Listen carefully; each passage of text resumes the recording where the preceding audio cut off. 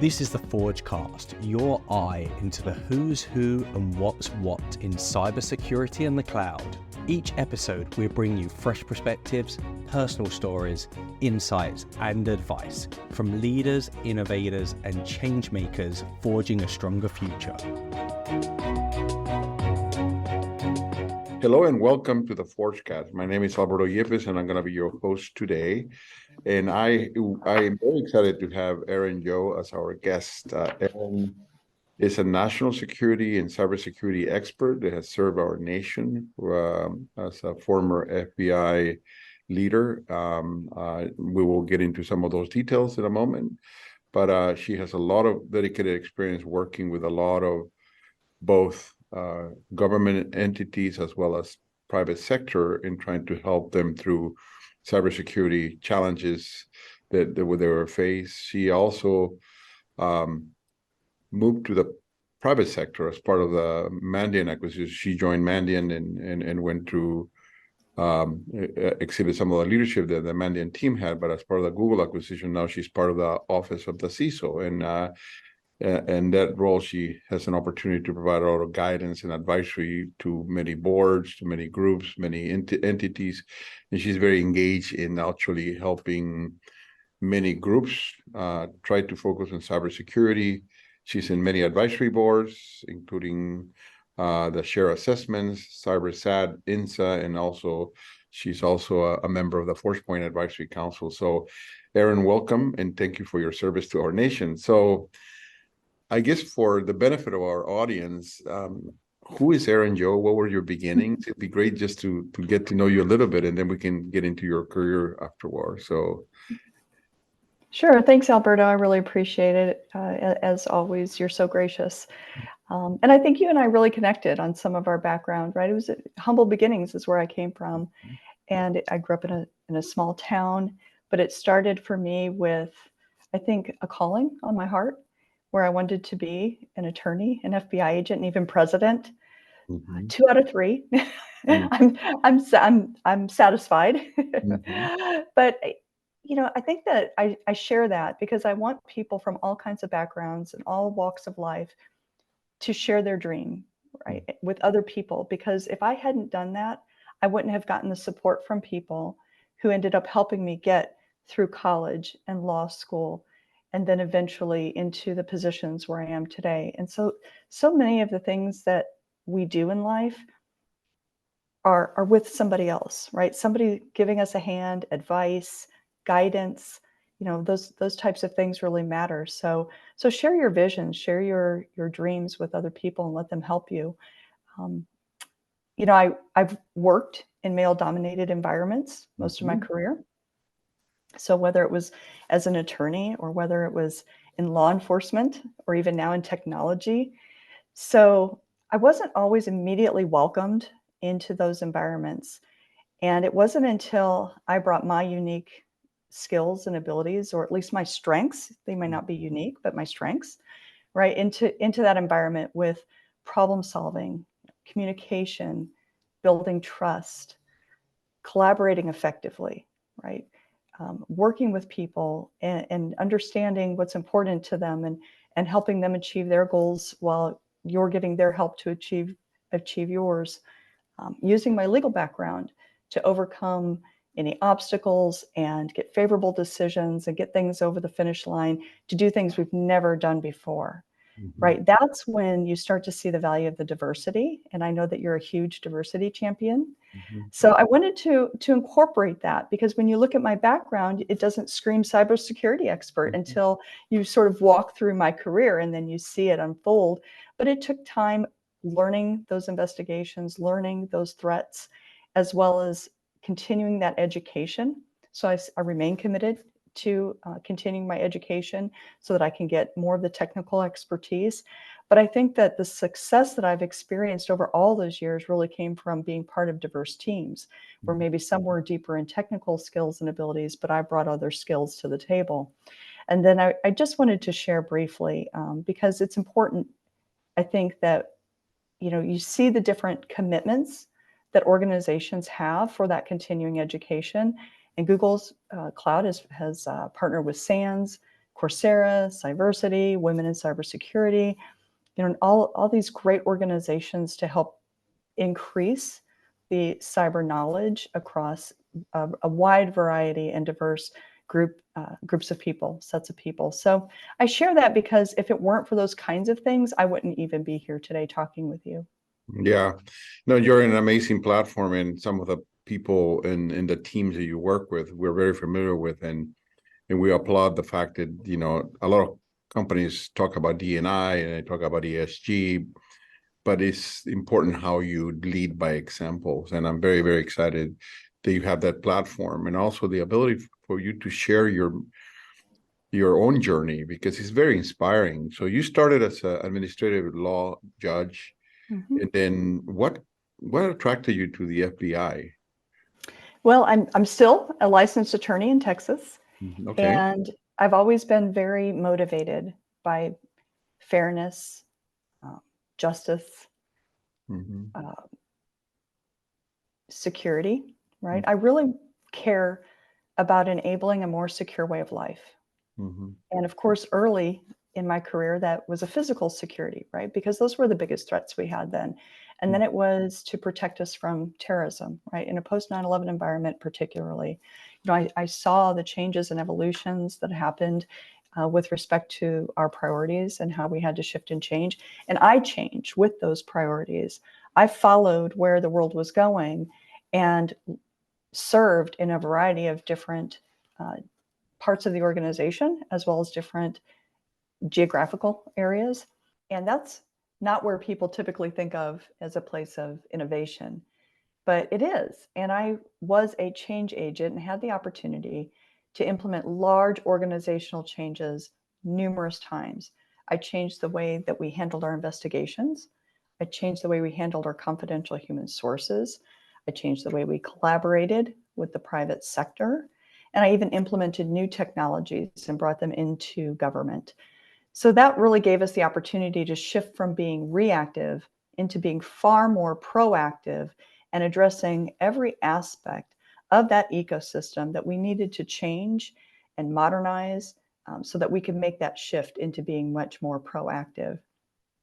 I was in a position to live through and see the way that companies and governments around the world handled some of the worst breaches and attacks that we've ever seen. And I was able to take those best practices and lessons learned and continually improve upon them and implement them time and time again. And that's something that is, you don't always get a chance to do that, right? You don't always get a chance to see how you can adapt. And we used to practice for any number of things. And I talked about how important it is to practice. And especially when I was in Los Angeles, we used to say that we could practice for an earthquake, very similar to the way that we would practice for a terrorist attack or prepare for cyber attacks. And we recognized you can't prepare for everything, but you can prepare for almost anything. There are certain people and processes in place that you can exercise and develop and continually improve so that you know the way you're going to mobilize your resources for each or almost any situation. 80% or more of our critical infrastructure is in the hands of the private sector.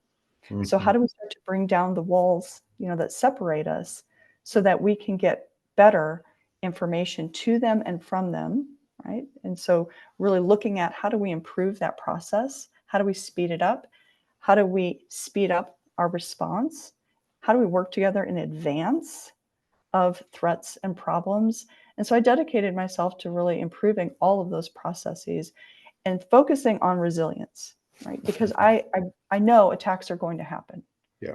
Right? Adversaries will always be there. They're persistent for a reason, right? They have their own agendas. So we have to be resilient. We have to be able to be proactive. We have to be able to better defend. And we have to be able to be resilient on the back end of whatever attack we face. And I think those things really boil down to a few things. One, how well do you understand the threats? And so that public and private partnership and information sharing is critical to having that full threat picture And two, how strong is your security posture? Mm-hmm. We're changing all the time with new technologies and capabilities so that we can improve our defensive posture and security posture. But it's not just a matter of more technology, right? It's the expertise that goes behind it. It's that experience, and it's the collaboration with people who come at it from different perspectives, who can say, oh, here's a new way to implement some of these security practices that'll make you more resilient. How well practiced are you, right? If you don't practice, you're not going to be ready. And then do you have the right team and communication plan in place to be able to be resilient and to get through these situations and manage a crisis when it happens? And then all of that really gets to how confident are you that you're able to respond when something happens. So those are the things that really drove me into the work that I do. It's amazing what 9/11 taught all of us, right? There was expertise. We had all these different groups that had excellent capabilities, but we were not working together. We were not communicating. We were not collaborating. But it was a bit of a wake-up call and saying never again. And that's really what got people moving. And it wasn't just amongst federal agencies and the state and everything else, but I think then it became the private-public partnership. And a lot of people say, oh, FBI agents only are the investigator, and you watch the TV series and this and that. But the fact that you got engaged with board of directors in certain situations and tried to provide counsel, advisory, always, and also prevention is better than having to deal with that. And so to your point, you had to be ready. And also taught us the fact that cybersecurity is a team sport. But one of the things that, I think we face challenges as a community is that, especially when we're trying to inspire others to follow, they think that in order to come into cybersecurity, you had to be an engineer, you had to write code. That's not true. There is a lot more to be done and a lot of other skills that need to be part of that overall team to be effective.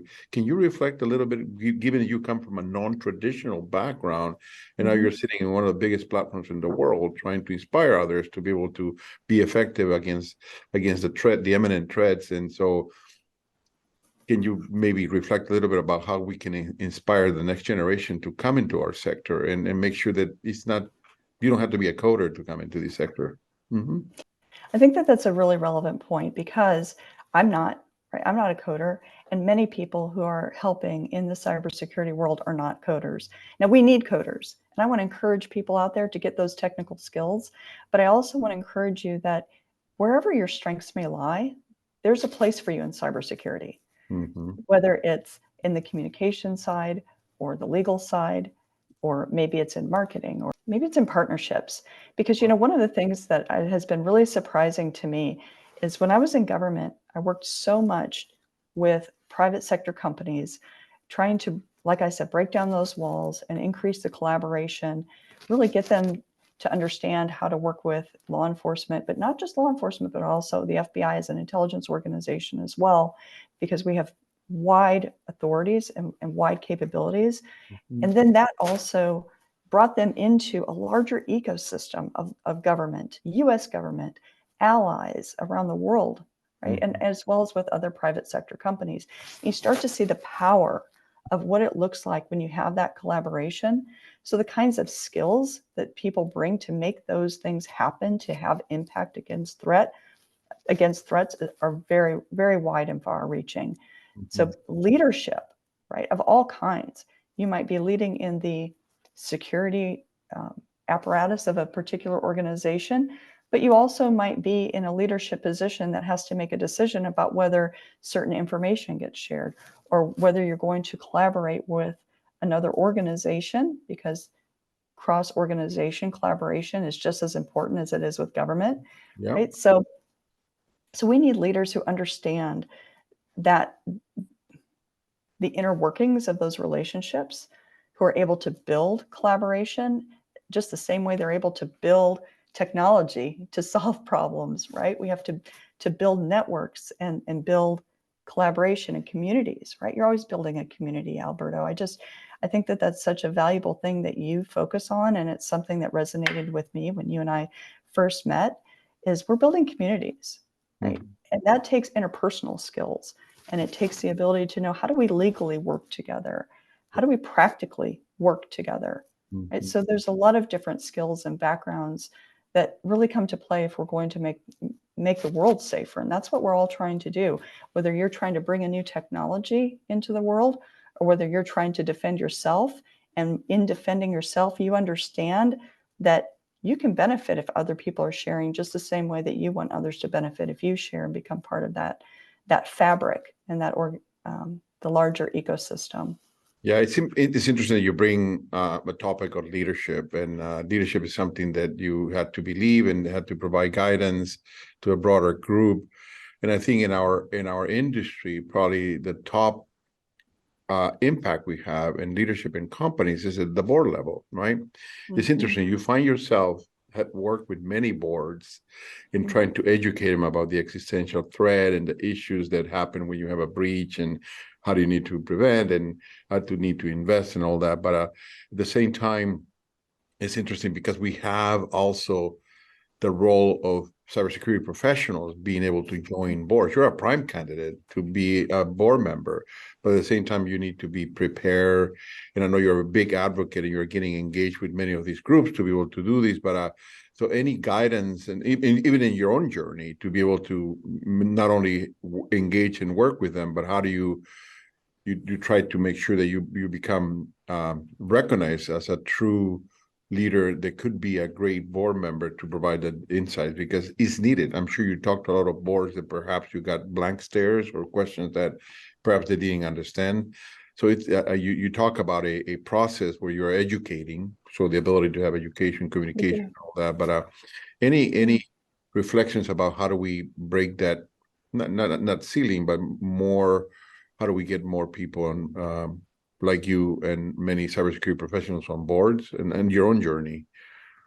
I think that's really interesting, because I see it from a variety of perspectives. One, from how do we increase just the knowledge and experience and expertise on boards, as well as with the security professionals with whom they need to interact, so that you can bridge that communication gap, right? Because sometimes the communication is a factor, and sometimes just the knowledge gap is a factor, right? So we need to work on both of those things. And we need to know, which things really belong in the security professional's hands, and which things do I really need to care about as a board member from a leadership perspective, responsible for the larger organization, the direction of that organization, and the security and success of that organization, right? So thinking in terms of, my security professionals need to be looking at risk in a particular way that's going to make sense for that organization.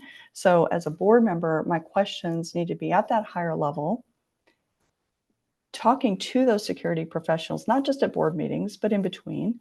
I think those communications are critical, so that you can get a good understanding and build the trust that is most effective with that security team, as well as with the board and the leadership across the organization, so that you're all marching in the same direction, right? Once you need a lot of mutual understanding before you can march in the same direction.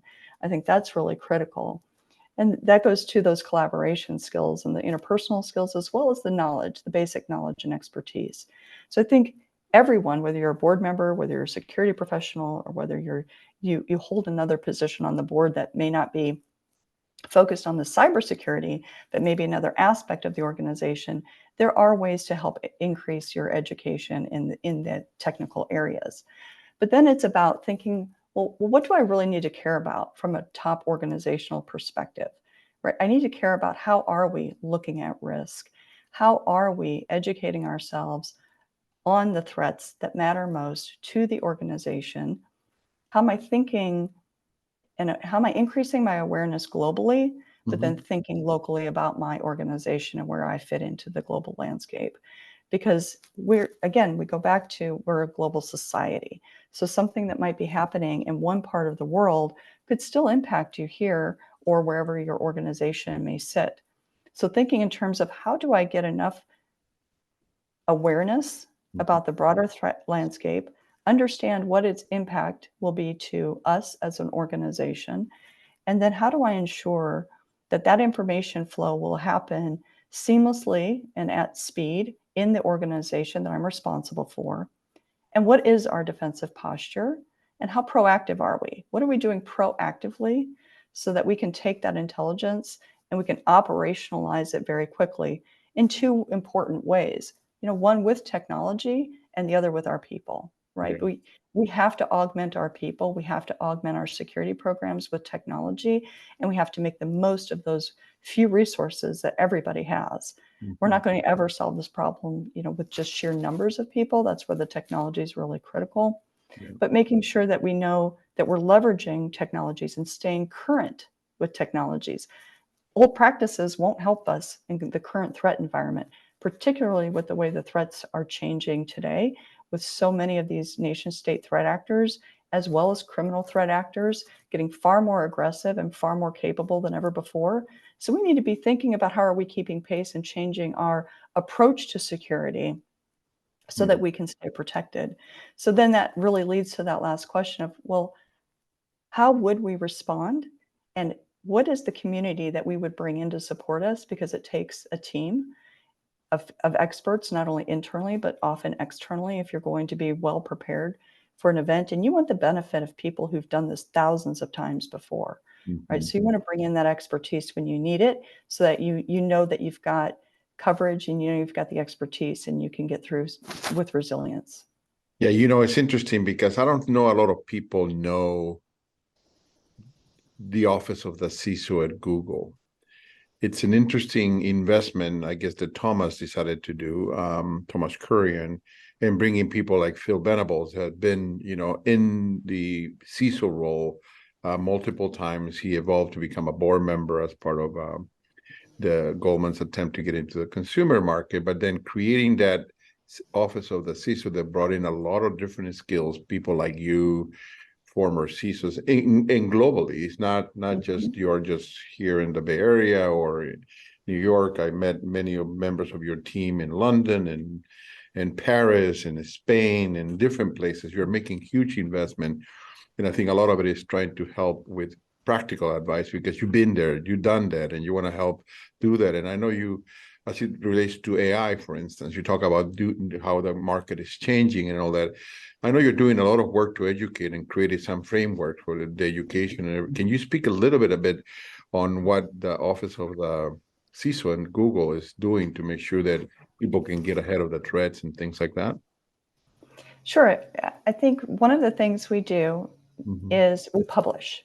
Right? So we publish blogs, we publish thought leadership. We also are out speaking. So we do public speaking as well. So look for that. Go to the website and see the types of things that we're providing. We provide board perspectives, supporting boards with thought leadership and ideas on how to engage.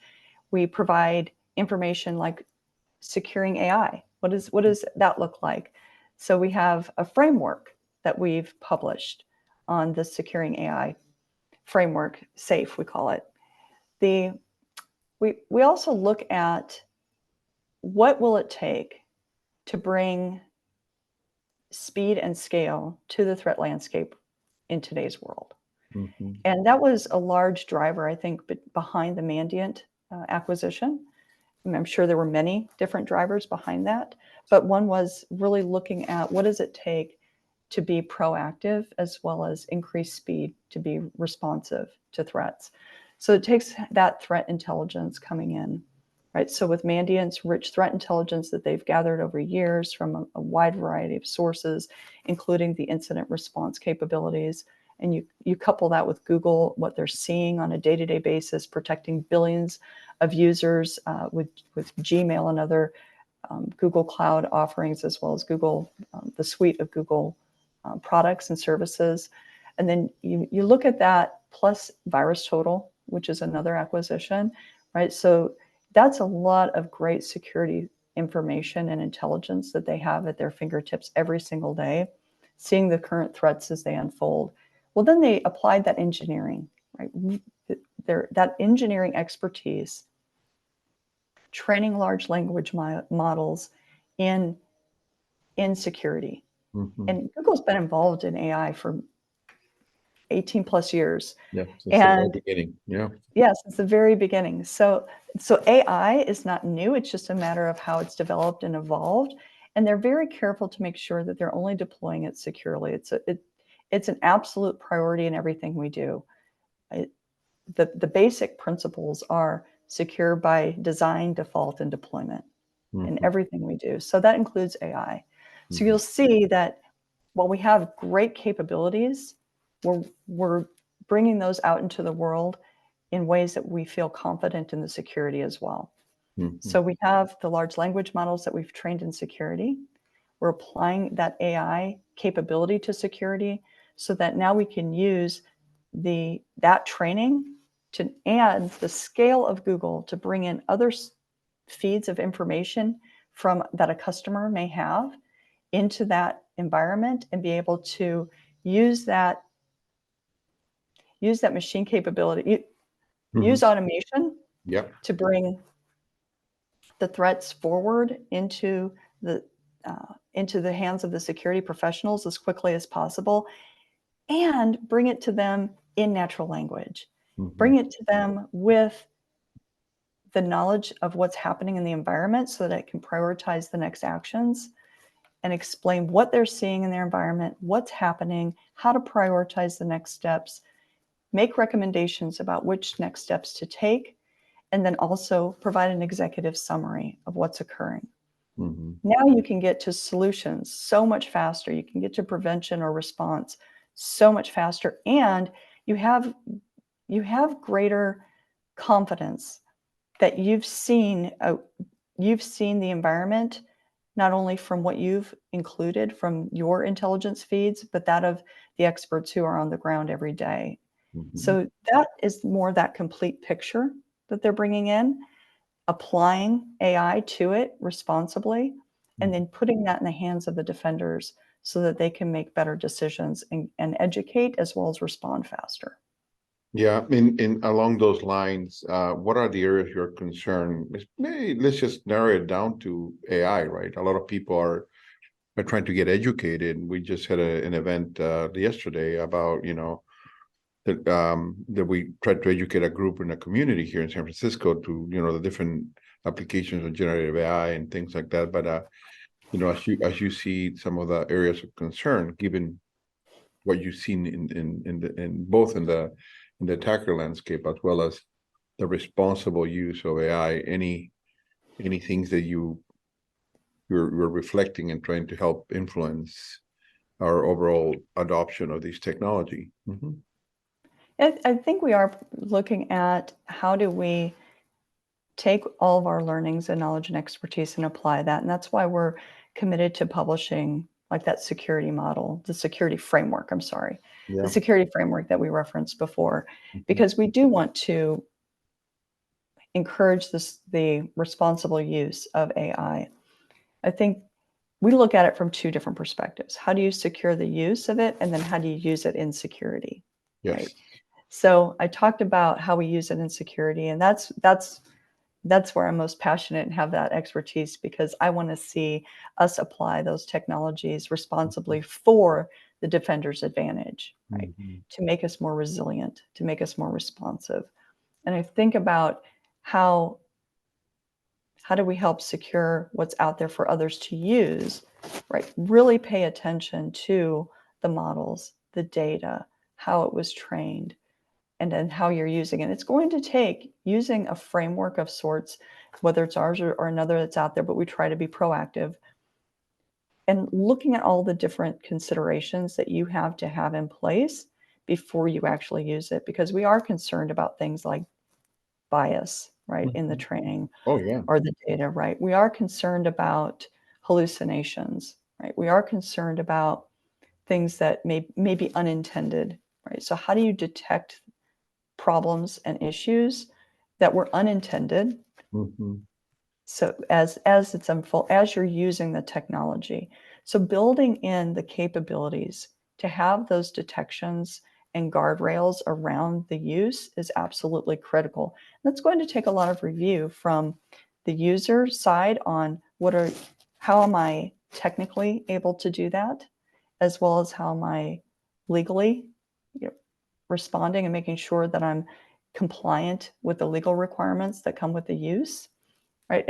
And how do I stop something, right? What's my ability to stop something if I see that it's not going the way that I intended or isn't being used responsibly? And then you have to think about and be prepared for, well, who all may have an interest Mhm. and who do I need to protect in this process as I'm using AI so that I can make sure that I consider protecting their information and being able to notify them if there's a concern, right, with the information, but then also minimize or reduce the impact on someone else. Yeah.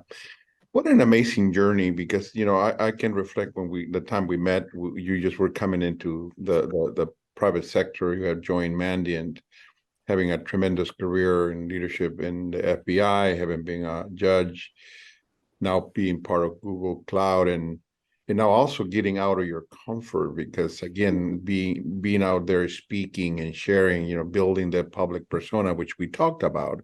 As cybersecurity professionals, we need to get our comfort zone and try to help others and eventually get noticed. But if you were to reflect, and just as a closing thought, what recommendations or suggestions do you have of the cybersecurity professionals that are trying to follow your journey or trying to be successful in this area, to say these are the things that really matter, and this is what you can do about it? Is there any reflections upon that? Alberto, I think when I was starting to take that step into the private sector, I recognized that it was very different and uncomfortable. Leaving something I knew really well and had an expertise in, and stepping into an area that was uncertain for me. It really took a network, and it took a network of people like you and others who helped me see what I could bring to the table and the value of my experience and background to the private sector. It took me starting to see, oh, the private sector has capabilities, but I have experiences that help them with those capabilities, right? Whether it's in understanding the customer from a certain perspective, because I've worked with so many companies and governments, and I've seen them at challenging times, and I've seen how they respond. I've seen how they've had to get better and improve.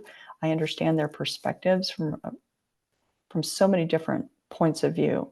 Bringing that global perspective again, understanding how interconnected we all are, understanding that a business isn't just cybersecurity. It's a whole business.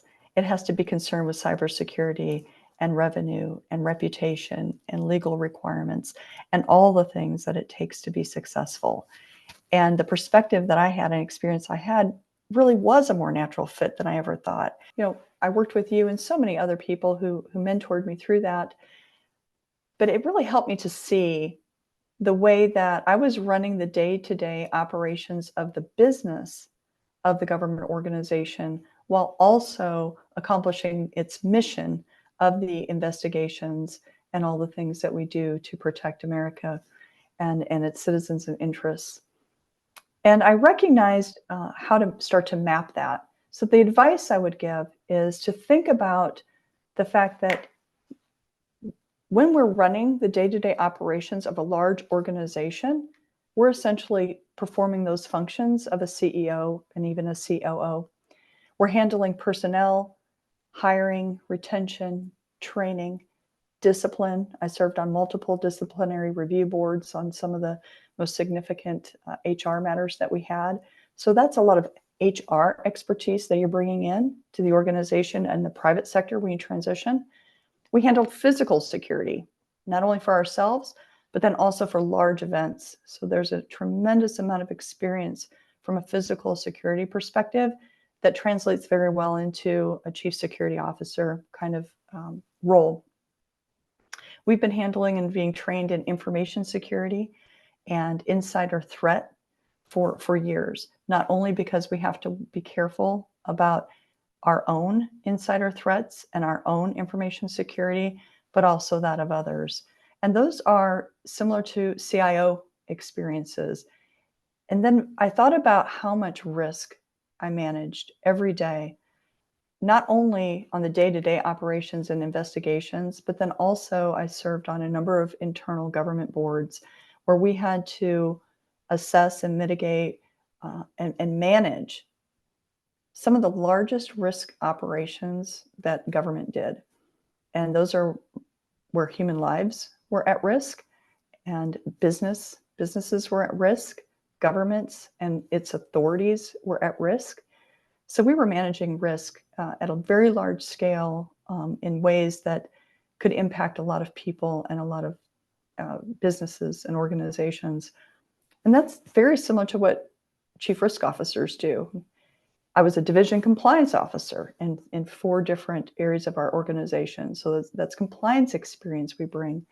And then the legal experience. So not only was I an attorney, and I did serve as an acting chief division counsel for years, but also in everything that we were doing, we had to consider our own compliance with the Constitution and federal law and case law and all those things that govern, including privacy. And people sue the government too. I handled several lawsuits that where the government was sued. So those are a lot of the general counsel kind of experiences. And finally, the budget. We're handling millions and millions of dollars every year, and we have to go to Congress and we have to request that money. And we're accountable for how we spent it. We're accountable for the funding, the spending, the resource allocation, and we're accountable to Congress and the American people. That's very similar to a chief revenue officer and profit and loss type of responsibilities. So that's the advice I would give, is to evaluate experiences. I'm sure many people in government had very similar experiences to mine and are able to translate those into corporate terms and business terms.